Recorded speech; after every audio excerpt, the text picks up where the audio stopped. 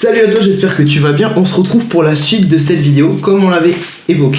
On a changé de décor, c'est plus intime parce qu'on va faire une interview exclusive et sans tabou d'Ilona. On a préparé de nombreuses questions, il y a tous les sujets qui vont être abordés sans tabou, on va tout passer au crible, mais avant ça, intro.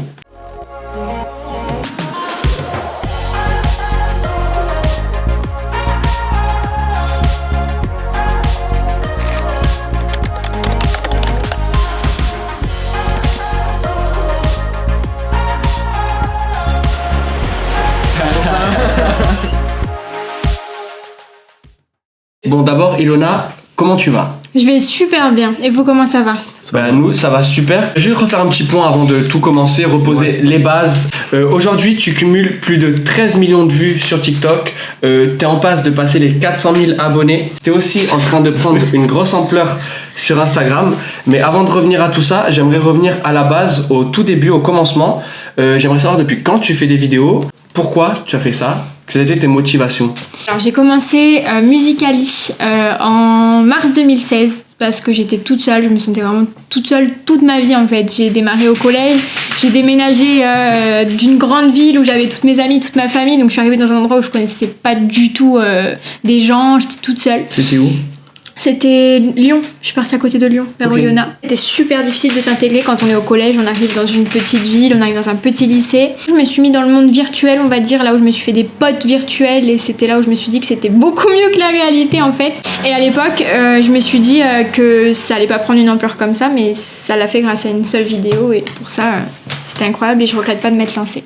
Et du coup, en fait, au début, tu comptais percer ou t'as juste fait ça pour t'amuser, clairement ? Non, je comptais pas percer. J'étais pas sûre que ça allait marcher parce que quand on débute dans quelque chose, c'est soit ça passe, soit ça casse. Et or là, c'était juste le fun. Enfin, je dirais pas du fun parce que quand même, je voulais avoir un contact avec certaines personnes et je l'ai eu, mais je pensais pas que ça allait être avec autant de personnes. Bon, en fait, tu recherchais de l'attention un peu. Oui, c'est ça, bien sûr. Ouais. Moi, j'ai une question qui me vient comme ça à l'instant. Est-ce que t'avais pas peur justement que ça empire ? Tu dis que ça a été difficile et que t'as été, enfin je sais pas si c'est le bon mot, persécuté. Ouais, ou harcelé un peu. Ouais. Harcelé. Ouais. Est-ce que t'avais pas peur, parce que je sais que les réseaux sociaux ça joue un très très grand rôle dans le harcèlement des jeunes, et est-ce que t'as pas eu peur du coup le fait de faire ça, tu sais qu'il y a du jugement, tu t'es pas dit que ça aurait peut-être pu empirer la situation plutôt que l'améliorer parce que c'est un risque ? Alors au collège c'est différent parce qu'au collège on n'était pas encore sur tout ce qui était réseau social, enfin Snap et tout ça, on n'était pas à fond dedans en fait, donc les gens étaient plutôt entre copines, machin, Barbie, enfin tout ce que tu veux, mais je veux dire c'était pas encore totalement le monde virtuel, on n'était pas encore tous sur les réseaux, donc j'étais pas connue à ce moment-là en fait, j'avais moins de 10 000 abonnés, je voyais pas que je faisais des vidéos et j'aurais pas aimé qu'on le voit à ce moment-là parce que c'était quand même les pires années. Par contre quand je suis arrivée au lycée et que j'ai commencé à avoir 80 000 abonnés, 100 000 abonnés, ça a devenu un petit peu plus compliqué et du coup ça a fait le tour du lycée et bien sûr que T'as pas eu des problèmes avec ça ? Si, bah, les gens ils ont dit elle fait ci, elle fait ça, ah là là, elle se tape la honte devant une caméra, elle danse, elle machin. Bon finalement ça m'a pas empêché de vivre correctement. Hein. C'est juste c'était des années assez compliquées mais maintenant ça va mieux. Ok, cool.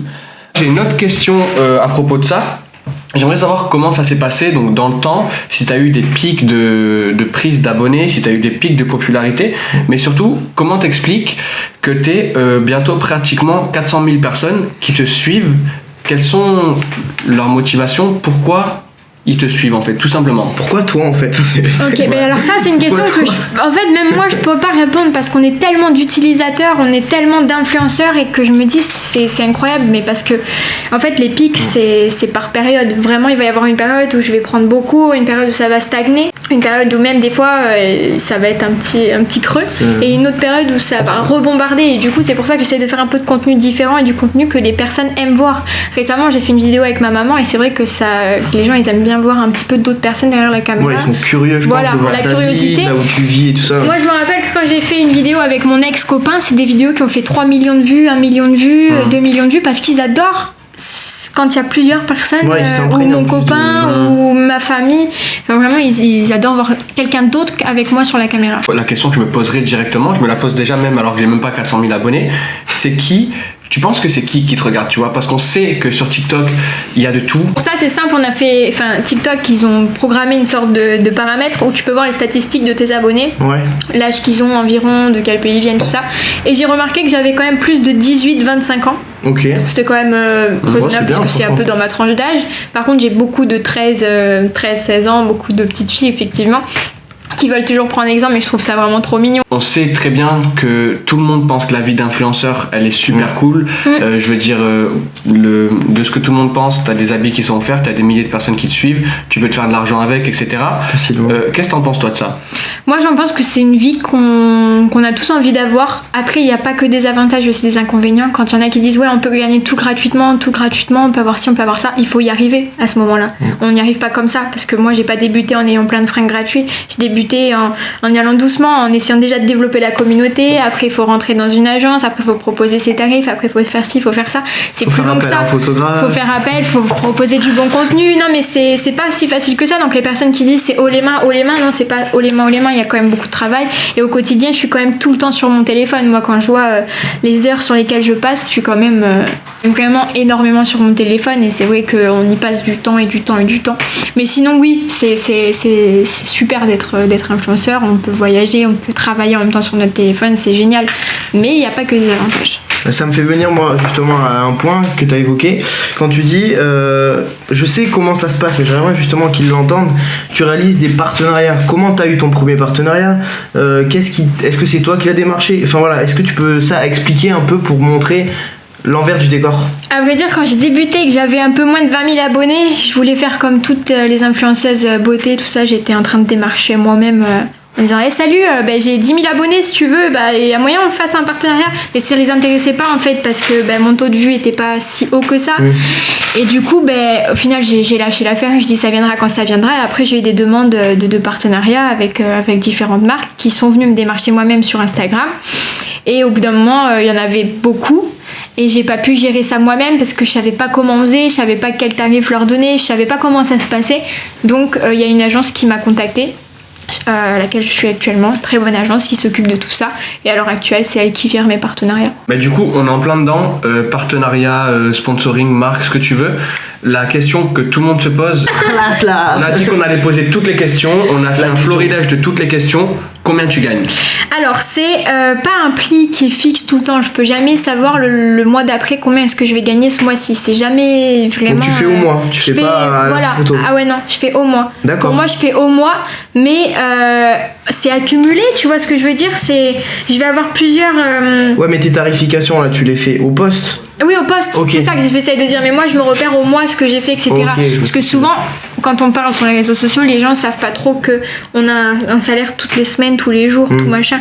Donc du coup, je vais me référer au mois dans le sens où je ne saurais pas ce que je gagne tous les mois. Je vais pas te dire, hop, je vais être à 2000 € le mois d'après. C'est pas possible. Je peux être à 900 comme je peux exploser les scores le mois d'après. Tu vois, ça dépend vraiment. Mais moi, je suis pas payée tous les mois. Je suis payée par partenariat, par... Et là, une fourchette environ là, de ton salaire avec 400 000 abonnés sur TikTok. Et t'es à combien sur Insta? À Insta, je suis 26 000 abonnés. Mais je dirais que ça se joue entre 2000 et 4000 avec d'autres business que je tiens à côté. Il y a plein de chiffres qui tournent par rapport aux grands influenceurs style Nabila et tout, on a des chiffres de malade. Est-ce que toi tu as un prix à la story? C'est-à-dire qu'en gros, une story sur ton profil ça vaut tant et un post ça vaut tant? C'est ça? Ouais, c'est ça. J'ai mes stories qui valent tant d'euros, j'ai mes posts qui valent tant d'euros et mes posts TikTok. Et après on peut faire par lot aussi et voir avec les marques. Mais du coup c'est évolutif. Parce que si ton audience change, bien sûr. Plus la communauté va être haute, plus forcément les vues vont être hautes aussi, donc tout va être plus élevé, donc forcément mon tarif sera plus élevé aussi. Ok, cool. Et combien tu prends pour une story? Pour une story, je tourne entre 100 et 200 € la story. Ok. T'as un job à côté en plus de ça? Ouais, je tiens des petits business en ligne à côté et je vais développer mes activités. Je chante aussi, sur le bord de Fréjus, Saint-Raphaël, tout ça. Petite pub locale au passage. Voilà, si jamais, mais non, c'est vrai que c'est tout plein d'activités que j'aimerais bien développer au fur et à mesure, mais voilà. Et j'ai une question là, tant qu'on parle d'argent, est-ce que pour toi là c'est de l'argent facile? Franchement non.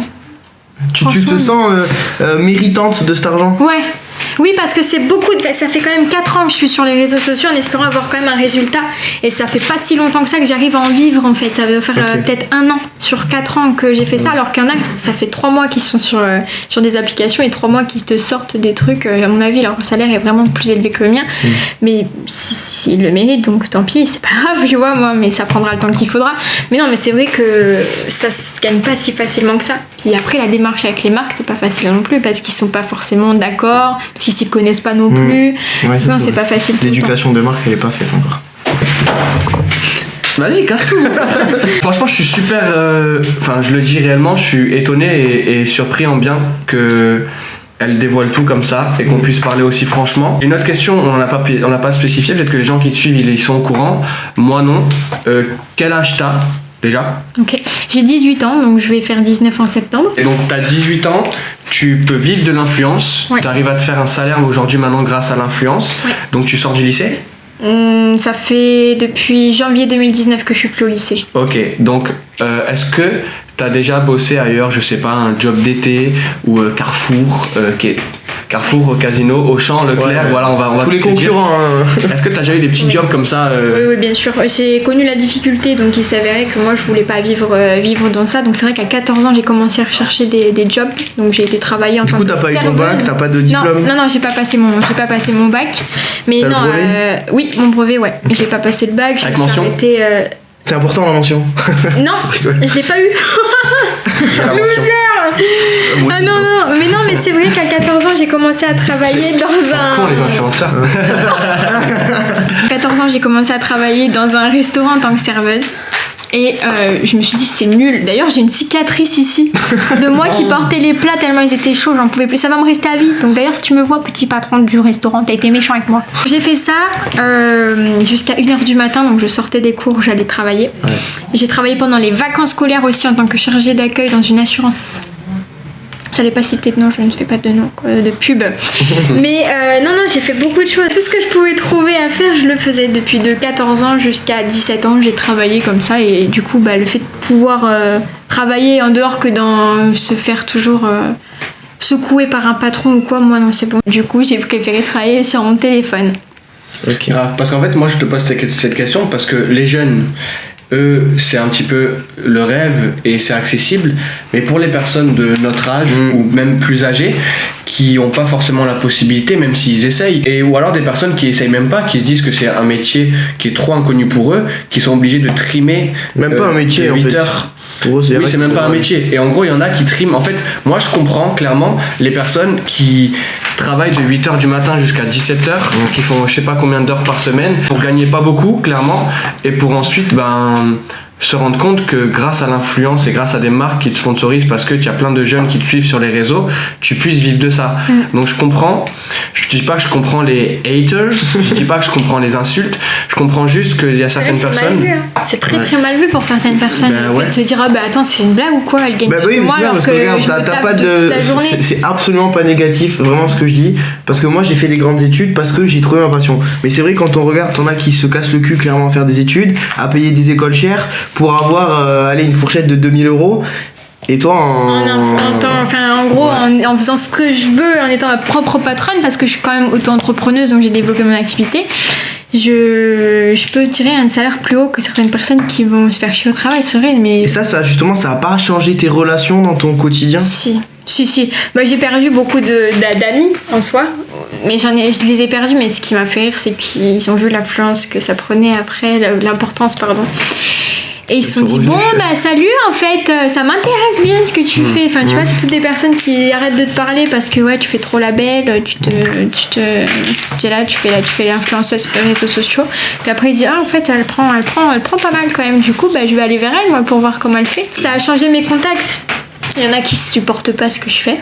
Oui, ils critiquent. Voilà. D'ailleurs, tu reçois des critiques souvent, des messages d'insultes, de la haine, En vrai, j'en reçois pas beaucoup. Les personnes qui font ça, c'est soit dans les lives, là où on peut pas les retrouver. Ouais. Soit ils vont le dire quand même vite fait sous des commentaires vidéo. Ils vont te dire tu fais ci, tu fais ça et machin. J'ai fait un partenariat sur TikTok. D'ailleurs, souvent les partenariats, je désactive les commentaires parce qu'à tel point je savais pas que les gens pouvaient être aussi bêtes.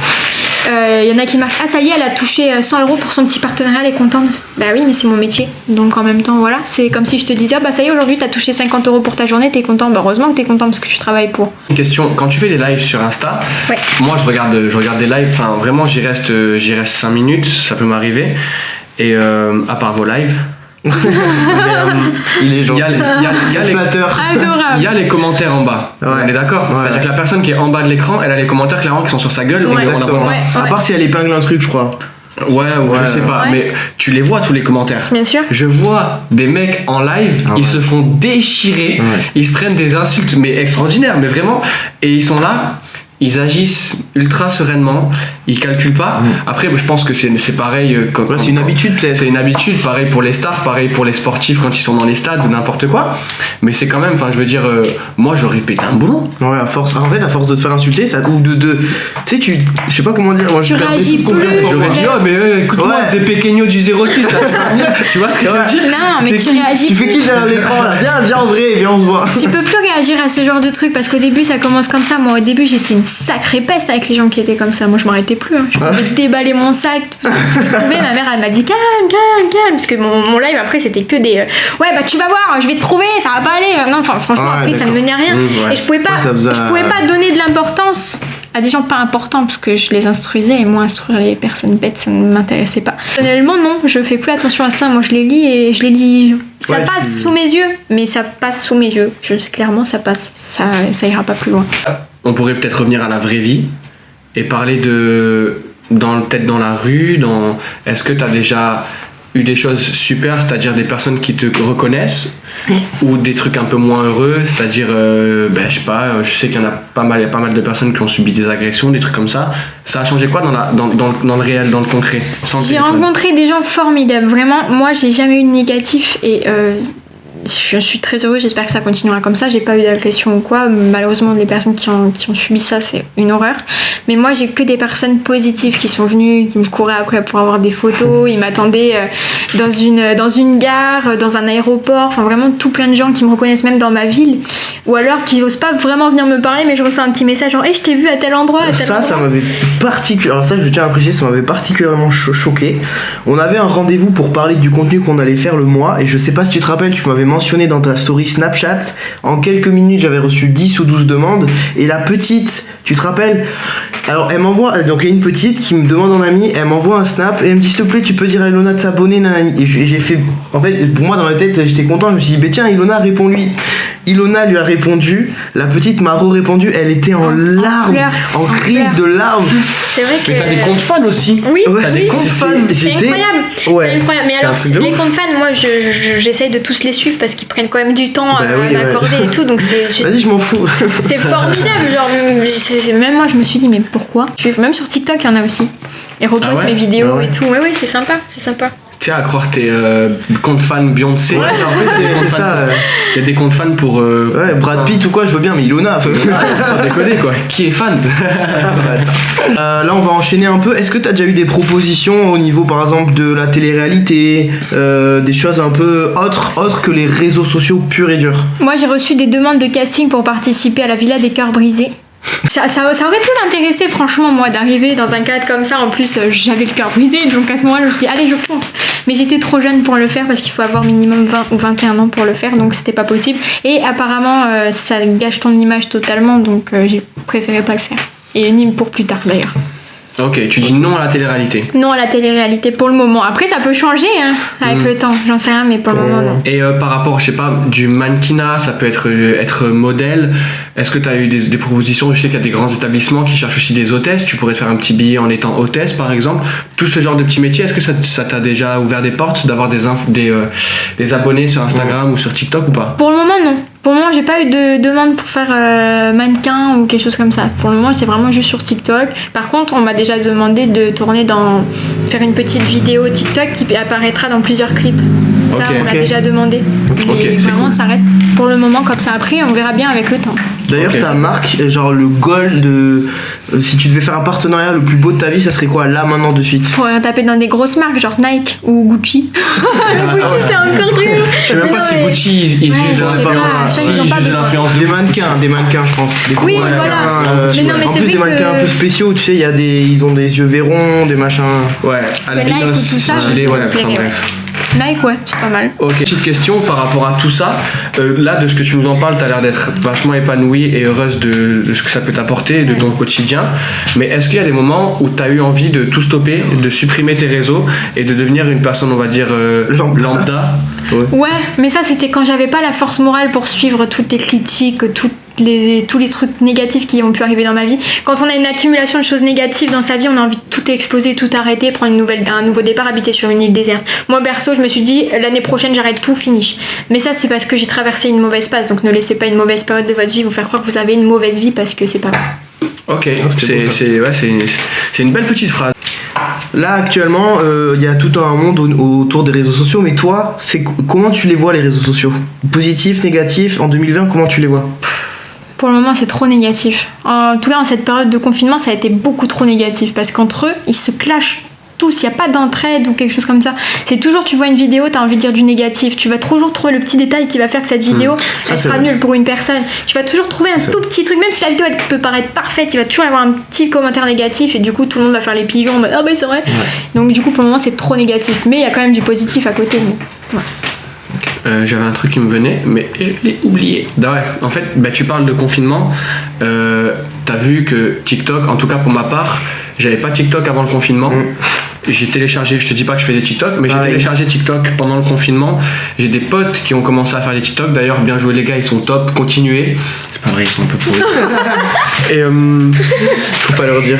est-ce que le confinement, réellement, pour toi, je pense comme pour tous les autres, ça t'a propulsé, ça t'a aidé, ça a joué sur ton influence, sur tes abonnés, sur les... Tes commentaires, ton engagement? Ouais. Franchement, il y a eu tellement de monde qui ont installé l'application TikTok pendant le confinement parce qu'ils savaient pas trop quoi faire. Et c'est vrai que c'était l'application du moment la plus téléchargée.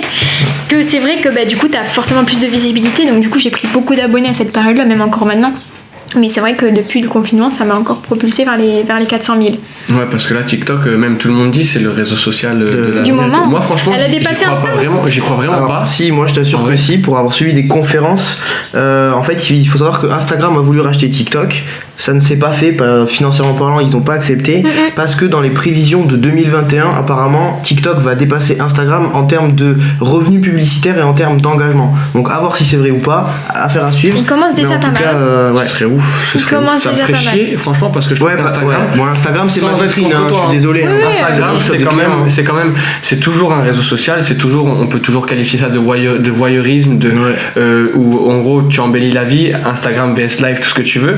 Mais il y a quand même, on va dire, je trouve plus de recherche au niveau, enfin nous on fait de la photo, de la vidéo. Ouais, donc le contenu c'est Euh, important. La qualité du contenu, moi sur TikTok, oui, si je veux m'amuser ou voir des trucs sympas, rigoler, mais j'y passe 2 minutes parce qu'après, niveau qualitatif, au niveau de l'image, je vais pas retrouver ce qu'il y a. Après, donc ils peuvent toujours Après c'est changer la ce qu'ils font. consommation, elle est différente aussi. En fait tu t'as juste à lever et après tu passes 1 heure à regarder des fois des trucs de merde. Ouais. clairement. C'est addictif, hein. Et c'est... Ouais, mais oui, toi oui. C'est Mais ouais, addictif. Ouais, on verra, hein, franchement, on verra.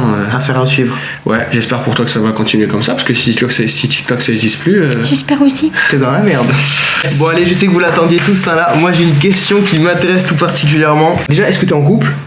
Je suis plus en couple. Ok. Et Voilà.